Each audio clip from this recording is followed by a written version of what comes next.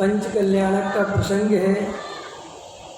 पंच कल्याणक में दो प्रक्रियाएं होती हैं और ये पंच कल्याणक का जो अपन इतना बढ़िया से बढ़िया समारोह करते हैं, इसके पीछे अपने दो उद्देश्य होते हैं। पहला उद्देश्य तो हम सब जानते ही हैं, जो प्रतिबिंब है, जो भी पाषाण रूप में प्रतिमाएं हैं, उनको प्रतिष्ठित करके हम पूजनीय भगवान बनाते हैं। उनकी प्रतिष्ठा से पाषाण भगवान बनते हैं और हमारे यहाँ भगवान जन्मते नहीं, हमारे यहाँ भगवान बनते हैं। प्रत्येक आत्मा भगवान स्वरूप ही है और जब वह आत्मा अपने आत्मस्वरूप को पहचानता है और मोक्ष मार्ग का सच्चा पुरुषार्थ करता है तो वो भगवान बन जाता है। जैन दर्शन में भगवान जन्मते नहीं, भगवान बनते हैं। और भगवान बनने की क्या प्रक्रिया है, कैसे भगवान बना जाता है, ये सारा दृश्य हम पंच कल्याणकों में ये जो इंद्र वगैरह बनाते हैं और जो सारे वो पंच कल्याणक बनाते हैं, तो वो भगवान बनने की पूरी विधि हम वहाँ पर दिखाते हैं। और साथ में ये दिखाते हैं, ये अपना दूसरा उद्देश्य रहता है कि ये तो पाषाण के भगवान हमने प्रतिष्ठा करके स्थापना निक्षेप से उनको भगवान माना है और उनको पूजनीय मान लिया, लेकिन वास्तव में हम तो वास्तव के स्वयं भगवान हैं। हम पाषाण के भगवान नहीं, हम असली भगवान हैं। मैं स्वयं भगवान हूँ और मैं भगवान होकर भी इस प्राप्त पर्याय में तन्मय होकर मैं मनुष्य हूँ, मैं संसारी हूँ, मैं रागी द्वेषी हूँ, मैं कसाई हूँ, मैं मानी हूँ, मैं लोभी हूँ, मैं सेठ हूँ, मैं पंडित हूँ, वो विस्तार अपन कर लेना।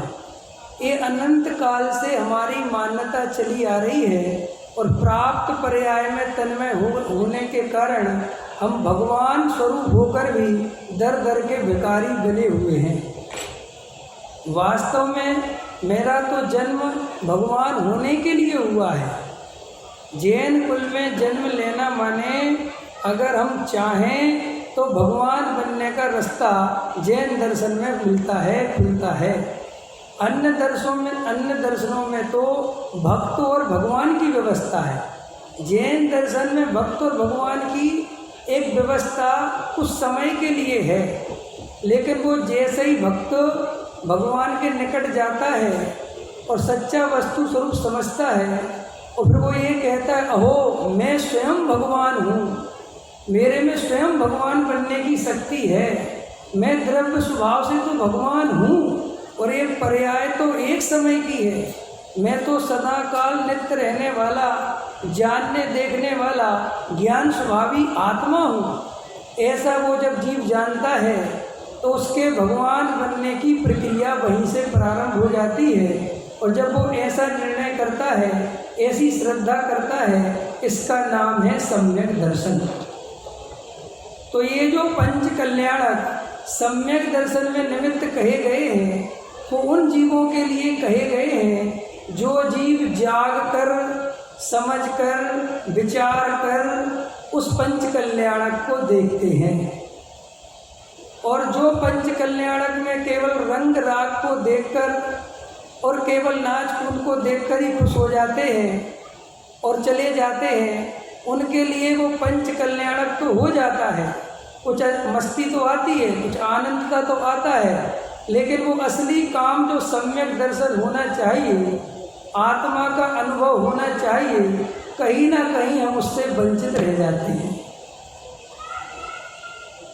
देखो, अभी अपन को गहराई से विचार करना चाहिए कि हम सब ने अपने जीवन में कितने पंच कल्याणक देख लिए, मना लिए, कर लिए।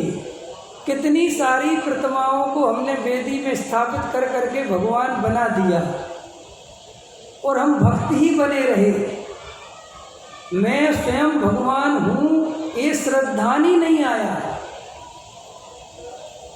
गहराई से अपन को आज इस पंच कल्याणक में जो जीव यहाँ बैठे हैं, उन सबको हम सबको विचार करना ही है कि अब बहुत हो गया, अब मैं खाली इन पाषाण वाले भगवान को भगवान नहीं समझूंगा, अब मैं स्वयं को भी भगवान अनुभव करूंगा। अभी हमारे पंडित साहब संजीव जी बहुत भक्ति ले रहे थे, कुंद देव ने है ना मार्ग बता दिया, द्रव्य दृष्टि करनी है। सच में इतने आध्यात्मिक भजन हमारे संजीव जी लिखते हैं और इतने सुंदर तरीके से गाते हैं, मुझे बहुत प्रसन्नता होती है। कम से कम इन भजनों में आध्यात्मिकता तो और वस्तु स्वरूप तो आ ही रहा है और उसको गाने की शैली भी बहुत मधुर है। तो उन भजनों में भी अपन को वस्तु स्वरूप समझना है। देखो, हम सब जैन दर्शन में रंग राग के लिए कोई स्थान नहीं है।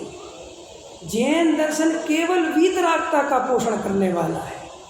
ये तो हमारी कमजोरी है कि हमें राग के बिना मजा नहीं आता। ये तो हमारी कमजोरी है कि हमें म्यूजिक के साथ भजन सुनाना पड़ता है। ये हमारी कमजोरी है, ये हमारी कोई विशेषता नहीं है। लेकिन अगर अपन रंग राग में भूल जाते हैं और वीतरागता हमारा लक्ष्य नहीं रह जाता, वेद ज्ञान, तत्व निर्णय, तत्व विचार अगर हमारे पास नहीं रह जाता, तो वास्तव में इतनी भीड़ में से छटकर इस तत्व ज्ञान के मार्ग में आना भी कहीं निष्फल न चला जाए। इस सब को हम सबको गहरा विचार करने का अवसर है। मैं तो पहली बार पंच कल्याणक में प्रवचन कर रहा हूँ, लेकिन 18 साल की उम्र से पंच कल्याणक देख तो रहा ही। समझ में आया? तो ये पंच कल्याणक का उद्देश्य तेरे हुए कल्याण 5, एक बार मेरा कल्याण कर दे। सुना होगा ये भजन, बहुत चलता था, रविंद्र जी ने गाया था। लेकिन वास्तव में जैन दर्शन कहता कि तेरे हुए कल्याण 5, तू स्वयं अपना कल्याण कर ले। कोई कल्याण करने वाला नहीं है। हम सबको अगर वास्तव में 4 गति परिभ्रमण नहीं करना है और मोह राग देश कसाय का वास्तव में दुख लग रहा है, तो आज विचार करना पड़ेगा कि ऐसे तो ये भव भी चला जाएगा, ये भी ऐसे ही जीवन चला जाएगा और ये कहीं ना कहीं रंग राग के पोषण में, समाज की चिंता में, पंथ संप्रदाय के पोषण में, गाने बजाने में ना ये भव चला जाए। देखो भाई, आपने एक बात सुनी होगी, कल एक मित्र से मेरी बात हो रही थी, तो वो समझ लो स्वाध्याय नहीं करता, तत्व अभ्यासी नहीं है, लेकिन कभी कभी तत्व चर्चा करता है। मेरा व्यापारी मित्र है। तो कल वो मुझसे कहने लगा कि तुम लोग ज्ञान ही ज्ञान करते हो, तुम्हारे यहाँ आचरण कुछ नहीं होता। समझ में आया? कुछ आचरण करके दिखाओ। तो मैंने कहा भैया एक काम कर, तेरा और मेरा आचरण मिला लेते हैं, बता तू रात में खाता है कि नहीं खाता? तो बोला खाता हूँ। मैंने कहा मैं नहीं खाता। तो बता आचरण किसका अच्छा है? मैंने कहा तू जमीकंद खाता है? कि लगा हाँ खाता हूँ। मैंने कहा मैं नहीं खाता, बता आचरण किसका अच्छा है? समझ में आया कि नहीं आया? तो अपन भी कभी कभी भजन ऐसे गाते हैं, चर्चा क्यों चरिया भी होगी, लेकिन अपन ये भूल जाते हैं चर्या और चर्चा के पहले श्रद्धान है भाई साहब। संजीव जी, चर्चा ही क्यों, श्रद्धान भी होगा। अरे पहले तो भगवान आत्मा का श्रद्धान करना है ना, पहले तो सम्यक दर्शन की प्राप्ति करना है, आत्मा का अनुभव करना है। आचरण की बात तो बाद में आएगी। लेकिन अपन एकदम घबरा जाते हैं कि सही बात है आचरण आचरण। अरे पहले क्रमबद्ध पर्याय का श्रद्धान है। बोलो वज्रसेन जी, आत्मा का अनुभव है, तत्व निर्णय है, पुण्य में धर्म नहीं है, निर्णय है, पुण्य आश्रव बंद है, इससे भला होने वाला नहीं है, जड़ की क्रिया में नहीं कर सकता, ये श्रद्धान है। अगर नहीं है तो सबसे पहले ये करना है।